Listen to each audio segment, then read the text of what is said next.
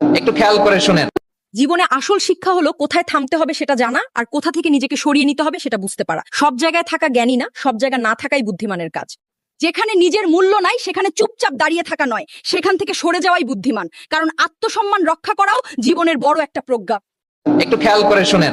জীবনে আসল শিক্ষা হলো কোথায় থামতে হবে সেটা জানা, আর কোথা থেকে নিজেকে সরিয়ে নিতে হবে সেটা বুঝতে পারা। সব জায়গায় থাকা জ্ঞানী না, সব জায়গায় না থাকাই বুদ্ধিমানের কাজ। যেখানে নিজের মূল্য নাই সেখানে চুপচাপ দাঁড়িয়ে থাকা নয়, সেখান থেকে সরে যাওয়াই বুদ্ধিমান। কারণ আত্মসম্মান রক্ষা করাও জীবনের বড় একটা প্রজ্ঞা।